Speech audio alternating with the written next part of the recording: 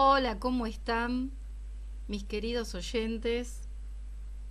Espero que muy bien, que hayan tenido una semana de vacaciones y los que están trabajando, que lo hayan tenido una semana también muy bonita. Nosotros seguimos con el programa de Enrique Yo.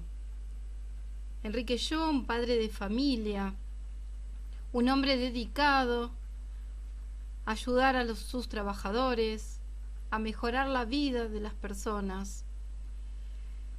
Un programa que es único en el mundo y lo pueden escuchar por YouTube, Enrique Yo Oficial, o por YouTube también en Gedamsky. Y si no, colocan en YouTube Enrique Yo Camino a la Santidad, Radio Amadeus 91.1. Y allí van a poder escuchar todos los programas de Enrique Yo desde sus comienzos. Para comunicarse con nosotros, nos tienen que mandar un WhatsApp al 11 30 98 1000 y si no un mail a info@radioamadeus.com.ar. Las personas que nos mandaron mensajes, sepan disculpar que no les hemos respondido todavía, pero en breve les vamos a estar mandando toda información nueva y precisa. Por eso que hemos, en esta semana pasada, hemos tardado en responder a todos los que nos escribieron. Si quieren recibir la estampa de Enrique Yo, también, por favor, les pedimos que nos manden nombre y apellido y en qué zona están. Así de esa manera también podemos responderles y saludarlos en el programa. Si quieren dejar un audio contándonos qué les interesa del programa, qué les interesa sobre Enrique Yo, y si lo conocieron también o si algún familiar estuvo en contacto con Enrique, nos gustaría saber y lo vamos a estar, por supuesto, pasando en el programa. La página de Enrique Yo es www.enriqueyo.com. Para escucharlo en YouTube, como les dije antes, es colocar Enrique Yo Oficial.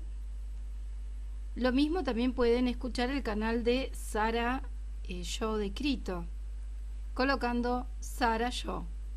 Pueden encontrarlo a Enrique en Instagram y en Facebook, colocando Enrique Yo Oficial. Vamos a escuchar algunos de los mensajes hablando sobre Enrique Yo. Buenos días, mi nombre es Santiago, estoy casado con Silvina y tenemos 2 hijas, Teresita y Juana. La influencia de Enrique es muy importante en mi vida porque es un laico argentino que vivió en una etapa parecida a la que nos toca vivir ahora. Él fue un esposo y padre cariñoso, por eso es intercesor ante mí para poder lograr llegar a eso en algún momento. En camino de eso estamos. Y también fue un gran empresario que buscó que el negocio sea sustentable y dé sus frutos, y también que los empleados, los colaboradores, se sientan bien, estén a gusto y crezcan y se desarrollen.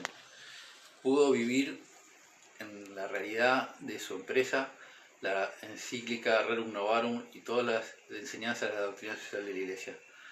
Trabajo en el área de relaciones laborales de una empresa multinacional de alimentos y en mi tarea cotidiana con los sindicalistas les muestro cómo Enrique venció esta falsa grieta o esta antinomia empleado versus empleador.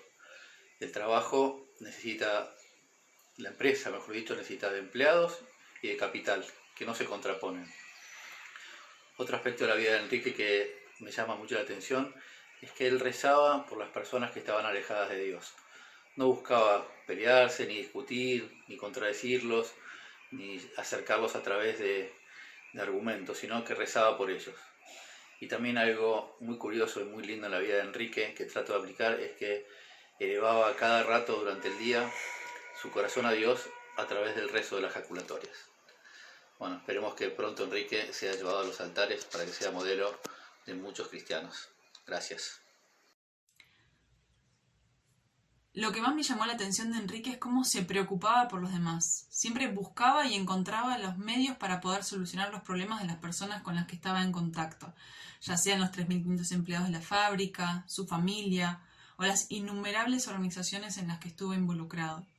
Enrique siempre llevaba una libretita en su bolsillo y ahí anotaba todos estos problemas que iban surgiendo y tarde o temprano les encontraba una solución. Pero no por ayudar a los demás dejaba de ser eficiente o de cumplir con sus responsabilidades. Ayudaba, pero quería que cada uno diera su potencial, que cada uno pusiese su parte. Las personas que lo conocieron lo recuerdan por la paz que sentían estando cerca suyo, lo recuerdan por la persona excepcional que era. Les voy a contar un poco cómo conocí a Enrique. Un día una tía mía me acerca una nota del diario Clarín que hablaba sobre un hombre, un empresario argentino y en proceso de canonización. Digo, qué raro, no sé. Ya el hecho de que sea un empresario es sorprendente, que esté en proceso de canonización, que tenga la posibilidad de ser santo. Y encima que sea argentino, o sea, que vivió en el mismo contexto que vivimos nosotros, con exactamente los mismos problemas que hay en la Argentina. Varían un poco, digamos, después de 60 años, pero la verdad es que son muy parecidos. Y la verdad es que eso me sorprendió mucho y me empecé a interesar en conocer su vida, que, bueno, empecé a leer un montón de libros, conocer su historia, y la verdad es que ámbito en el que tratás de leer un poco, no sé, en la familia, en la sociedad, en la empresa, ámbito en el que estuvo trabajando, en el que estuvo participando, su conducta fue intachable. Todavía no le encontré el defecto, sigo buscándolo, sigo tratando de encontrarlo y no lo encuentro. Una y otra vez me sigo encontrando con su perfección, con su santidad. Traté de captar algunas anécdotas de Enrique con los conceptos básicos. Diálogo, no hay mucho para decir, está muy concreto en esa frase de Enrique que dice: por cada 20 minutos de oír, 5 minutos de hablar y entonces conversar, no discutir. Esto lo llevaba mucho a la práctica en las reuniones de directorio, o sea, no perdía tiempo, o sea, él se concentraba en escuchar y recién después tiraba su bocado. Pero, no sé, en este mundo tan agitado uno se la pasa queriendo hablar y a veces hay que cerrar un poco la boca y escuchar más. Lo digo por mí. Bueno, escucha activa. La empresa tenía 3.600 empleados y Enrique conocía 3.600 problemas. Y yo ahí puedo agregar lo siguiente: no es que solamente conocía los 3.600 problemas, sino que hacía de todo por solucionarlos. Y además de todo eso, es que creo yo, por lo que estuve leyendo y por la gente que fui conociendo a raíz de conocer un poco más de la vida de Enrique, es que no eran solamente 3.600 personas, sino que eran bastantes más, porque él no es que solamente estaba en el ámbito de la empresa, sino que colaboró en miles de otras cosas, entonces conocían bastante más gente y la verdad es que creo que ese número se queda corto. Con respecto a empatía, la verdad es que estuve pensando bastante, digo, bueno, ¿cuál de todas las anécdotas que hay de Enrique, cuál cuento? Era muy difícil elegir una, así que bueno, por un lado quería contar una que cuenta que él logró, digamos, donó, compró muebles, un juego de muebles para un empleado que no sé si se estaba por casar o algo por el estilo, y cuando llega a la casa su esposa Cecilia le dice: che, pero nosotros no tenemos juego de muebles y le estás comprando juego de muebles a otros, y le reclamaba. Y él, o sea, eso es un ejemplo para mí muy claro de su preocupación por los demás. O sea, sí, era rico, era empresario, venía de una familia de plata, pero a sus hijos les enseñaba a sacrificarse y lo hacían realmente, porque en la casa muchas veces terminaban comiendo quizás de una manera más austera, pero él siempre priorizaba, digamos, el ayudar a los empleados y a la gente que tenía alrededor. Y otro ejemplo que me gusta mucho de empatía: hoy en día en las empresas uno dice, sí, empatía, ¿no? Ponerse en el lugar del otro. Digo, qué difícil, porque hoy en día, y más en nuestra querida Argentina, uno da el brazo y te agarran el codo, uno da la mano y te agarran el codo, el brazo y todo, bueno.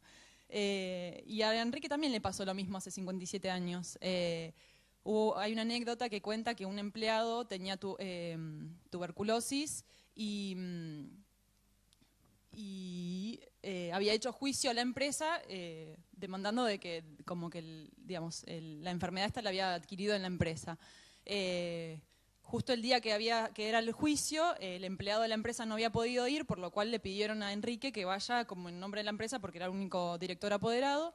Y el juicio resultó favorable para Rigoló, para la empresa, pero cuando Enrique vuelve a la empresa, lo que le dice a la gente de administración, le dice, bueno, por favor, hagan una donación por el importe que están demandando, o sea, denle el dinero ese por ese importe en carácter de donación. Cuando se entera de esto el abogado, casi lo mata, porque dice, estás sentando precedencia, digamos, un precedente de que todo el mundo va a querer hacer lo mismo. Todos los demás empleados van a querer hacer exactamente lo mismo, no podés tener este tipo de actitudes.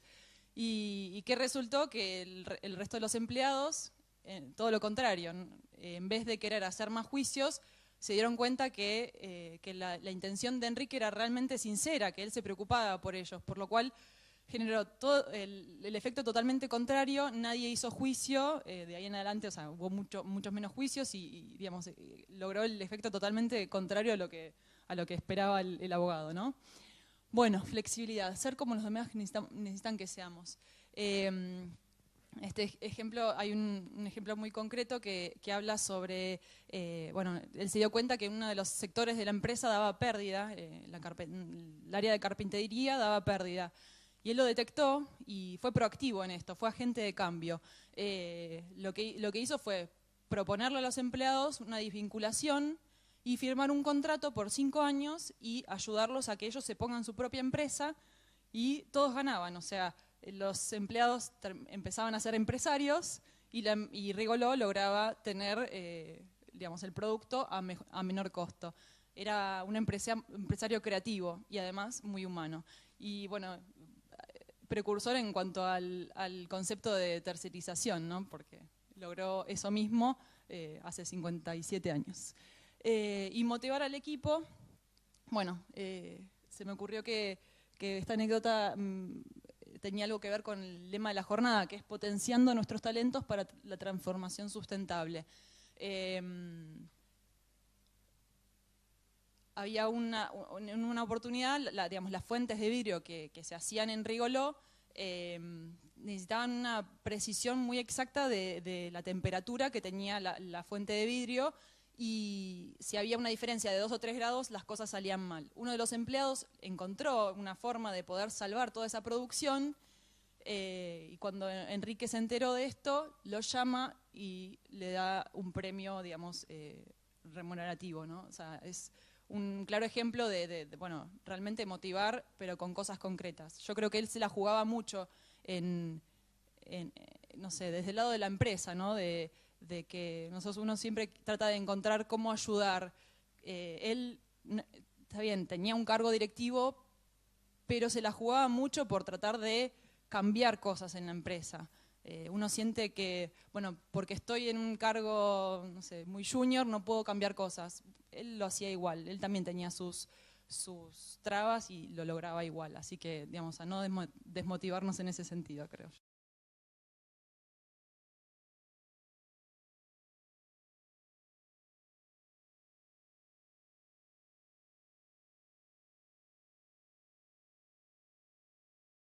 ¿Qué pensaba Enrique yo de los talentos? ¿Cómo los trabajaba en sus equipos de trabajo, en las empresas? ¿Cómo desarrollaba el personal? ¿Qué pensaba esta persona que fue el primer presidente de ACDE? Entonces quisimos destacar algunas cualidades que él tenía para que podamos, llevarnos algo de esto hoy de acá y poder aplicarlo en nuestra vida personal, en nuestro trabajo, pero principalmente también en nuestra forma de ser, para tener una mejor llegada. Bueno, Enrique era autodidacta. ¿Qué podemos decir de él? Todo el mundo que habla de Enrique en los libros o personas que lo conocieron nos van a decir que Enrique quería saber de todo. Él investigaba, leía un montón todos los días, no solo sobre la empresa, leía sobre cualquier tema. También tenía anotaciones personales, unas libretas muy interesantes que si algún día llegan a algún libro que escribieron sobre él, van a encontrar en sus manuscritos que son re interesantes, innovadores. Y también cómo lo llevaba a la práctica. Él quería estar a la vanguardia. Entonces, en su empresa, todo el tiempo estaba investigando qué había de nuevo. Él trabajaba en una empresa de la industria del vidrio en Rigoló. Entonces siempre preguntaba en otros países qué adelantos había, qué máquinas nuevas, cómo medir los tiempos, la productividad. Y Enrique ha llegado a traer técnicos norteamericanos para, por ejemplo, hacer el primer tubo fluorescente acá en Argentina. Le llevó mucho tiempo, mucho esfuerzo, pero lo lograron. Y dejó trabajando acá en su empresa todo un equipo dedicado a eso y estaban muy orgullosos. Después se pueden leer los testimonios en los libros, que están muy buenos. Bueno, también Enrique quería generar valor en la persona, no solamente en la empresa.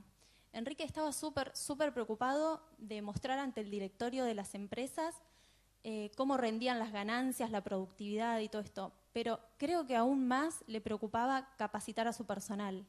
Él tenía muchos empleados, sabía el nombre de todos los problemas que tenían, les preguntaba qué les hacía falta y así tenía una muy buena llegada humana. Era solo un ámbito acotado donde él estaba trabajando y todo lo que él fomentaba, su personalidad. Él era muy alegre. Lo trajimos acá porque Enrique defendía el bien común. Entonces voy a compartir una pequeñita anécdota, que es que en una época de crisis en Argentina, un empleado le sugirió a Enrique poner a trabajar unos hornos de la empresa que estaban fuera de funcionamiento para generar más producto y poder venderlo mucho más barato que la competencia. Claro, cerraba perfecto, vendían un montón, pero el problema era que los competidores quedaban fuera de juego. Entonces Enrique le dijo a este empleado, esa idea no es muy buena, si bien tenía su caminito de pensamiento, pero no es buena porque de esta manera estás dejando sin trabajo a los empleados de las otras empresas. Ese no era el fin. Enrique defendía el bien común. Bueno, queremos invitar a que después de haber escuchado todas estas cualidades de Enrique podamos llevarlas a la práctica y no olvidarnos que somos parte de empresas o trabajamos en empresas, pero primero somos humanos. Entonces, así es como todos los que estamos acá podemos ser agentes de cambio. Bueno, muchas gracias y espero que conozcan más sobre Enrique. Bueno, mi nombre es Carlos Luis Custer. Yo trabajé en la empresa Cristalería Rigoló durante 8 años. Ingresé a principios de 1956, exactamente el primer día hábil de enero de 1956.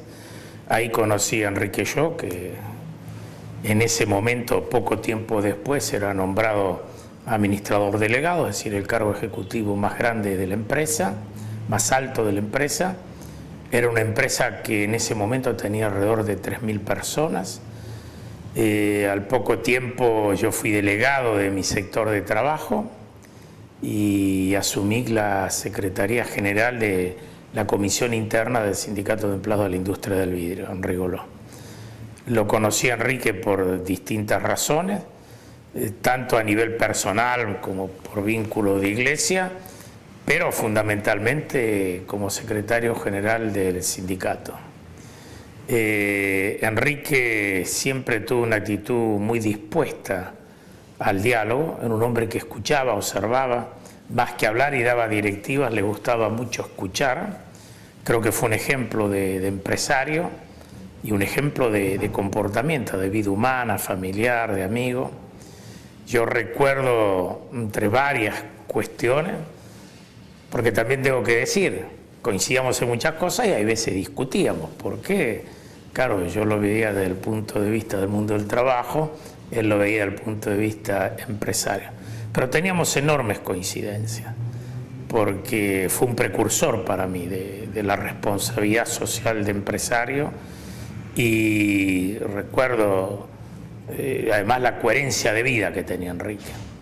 Los 1 de mayo, uno de esos recuerdos nítidos que tengo, se celebraba la misa del Día del Trabajo en el parque de la empresa y él siempre estaba en primera línea. En esa época con su misal en la mano, comulgaba.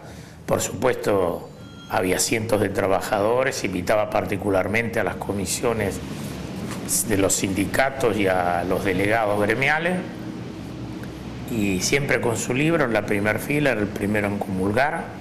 Pero más allá de este gesto, lo que importaba era en el comportamiento interno. Un hombre que tenía una gran capacidad de diálogo y una gran comprensión del fenómeno social y del mundo del trabajo. Recuerdo que en la crisis, en un momento, nuestras reiteradas crisis, yo supongo que era el año 58, 59, él envió una circular muy importante donde señalaba que, bueno, había que ahorrar todo lo posible, había que racionalizar todos los esfuerzos para mantener la producción y la competitividad, pero que donde no había que ahorrar eran los recursos humanos y había que evitar de cualquier manera los despidos o la rebaja de salario. Es una circular de un ejecutivo empresario que vale la pena releerlo, porque hay unas consideraciones humanas, filosóficas, religiosas muy importantes, donde él dice, detrás de cada trabajador, de cada obrero, de cada empleado, de cada capataz, hay un hombre y detrás hay una familia. Entonces él reiteraba eso de que habría que mantener la competitividad, ahorrar todo lo posible, pero no ahorrar ni en salarios ni rebajar salarios.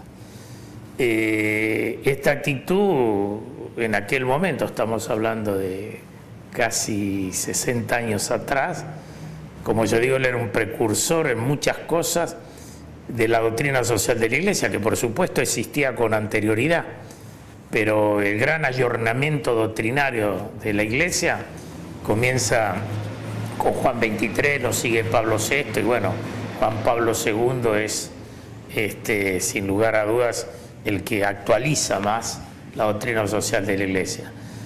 Pero Juan XXIII asumió en 1963 el pontificado, y él ya en el 58 y el 59 hacía estas circulares y tomaba estas actitudes, que yo, como digo, fue un profeta del ayornamiento, de la actualización de la doctrina social de la Iglesia. Y no solo en la teoría, porque teórico tenemos mucho, sino en la práctica, que es lo importante.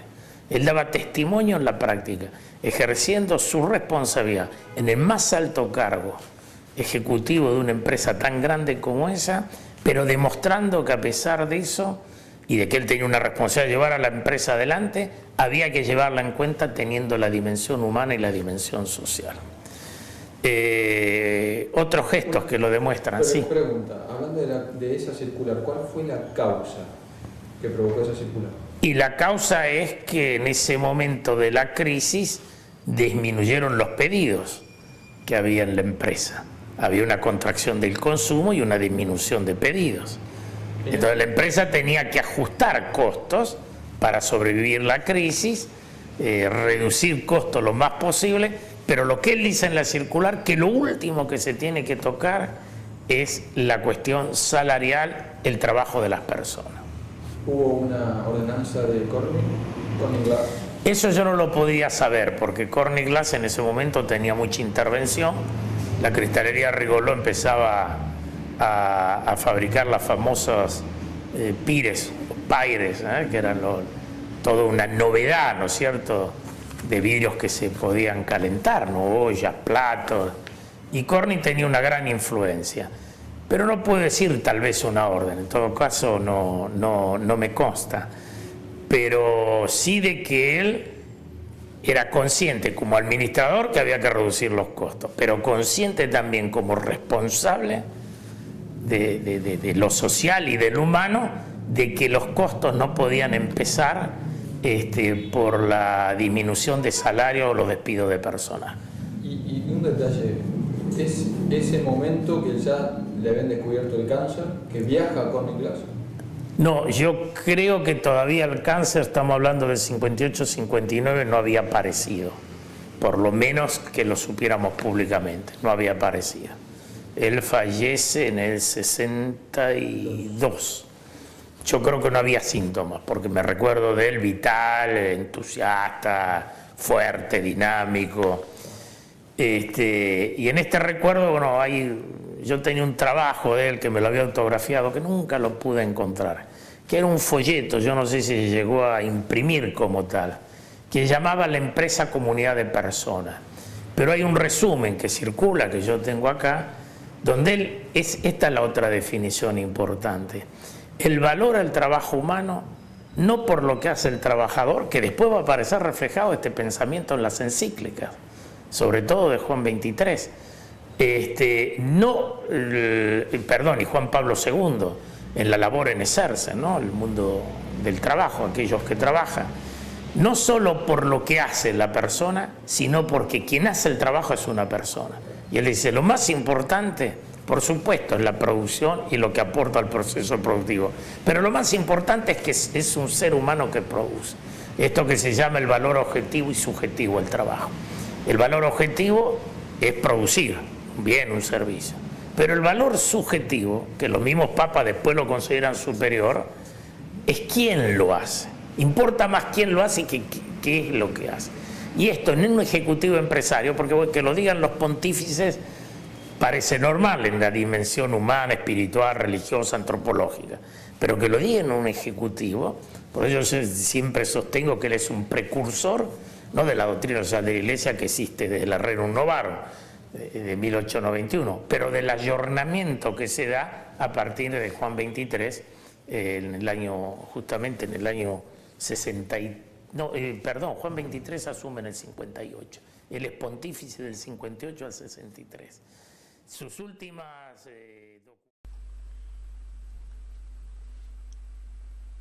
Déjanos tu comentario sobre Enrique Yo y nosotros lo vamos a estar difundiendo en nuestro programa Enrique Yo Camino a la Santidad por Radio Amadeus 91.1. Una radio que se escucha no solamente en Argentina, sino que también se escucha en todo el mundo, porque es una radio que, por supuesto, podés escucharla online. Vamos a un corte y enseguida regresamos y seguimos escuchando a Carlos Kuster.